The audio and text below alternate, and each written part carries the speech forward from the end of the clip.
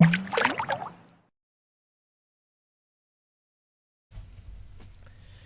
ayun, hello Jam, kamusta tayo guys? So andito na naman tayo sa ating episode 6, part 6 ng ating Project Sino content. So for today, ang gagawin lang natin ngayon is ano nga ba yung mga practical gameplays na ginagamit natin. So even manalo or matalo, okay lang yan. So let's go, let's fight. So ang first game natin, tropa, titingnan natin kung ano ang first game natin.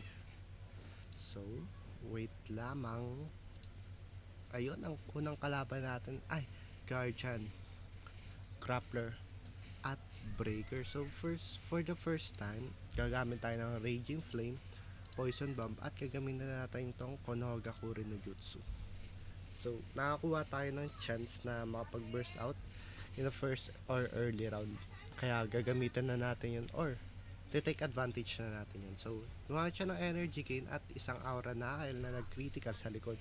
So, ang gagawin natin ngayon, mag-energy gain lang tayo, tropa. At siguro magta-torrent water tayo. Yan. Para kapag umatake yung grappler niya, magmi-miss yung isang hit. So, let's go. Kasi nakita natin nag-energy gain siya. So, possible titira to. Let's go. Let's see kung ano ang mangyayari, mga tropa. So ayun yan, nakita natin nag-ano siya, gumamit siya ng skill. May torrent water tayo, isa lang yung tatama para kay tropa nating grappler. Ang diamond upper niya magmi-miss, pero yung smash combo ay tatama, pero nag-critical pa rin at may gale pa nakasama. So ngayon ang gagawin natin is magka-cross blizzard tayo, magsha-shock pulse at magdo-dome. Yan, okay na yun para sa kanya, tropa. Ayan, para hindi mag-critical si tropa nating grappler at hindi masyadong masakit ang damage ng kanyang breaker. So nag Rising Dragon siya at isang Crusher rin na 33 damage lamang, tropa. Pero ngayon mag-energy gain ulit tayo. Ayan, magnetic armor at energy gain lamang. Kasi mamaya magpo-poison na tayo para mamatay na siya. So let's go. Nag-energy gain tayo, tropa. Tapos siya naman is isang Predator B at isang Power Strike mula sa kanyang Guardian. Pero tayo ngayon mag-underworld tayo, tropa. Tapos i-fireball na natin si tropa. Sasabay natin ng Poison Bomb at Power Strike. So let's go, let's fight. Pero ngayon napagandang perfect wall nun para kay tropa. Sino kaya ang atakihin niya? At ang Judgment na bagong grabe, 560 damage, nakakasakit. Pero meron tayong underworld na papadating,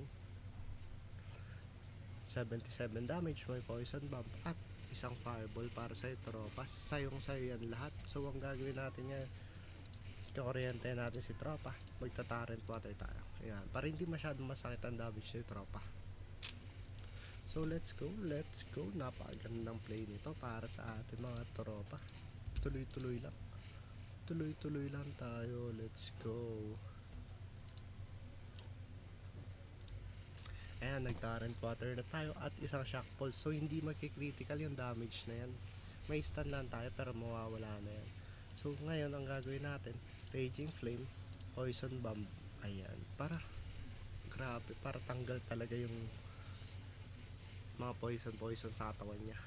100%, grabe, napakasakit ng tropa. Pero ngayon, feel ko magdadasal ka na, tropa, kasi ngayon gagamit tayo ng Cross Blizzard, gagamit tayo ng Torrent Water, gagamit tayo ng Fireball, at gagamit pa tayo ng Angel Heart. Tropa, sige, sabihin mo kung kaya mo pa mabuhay dito sa ating tira.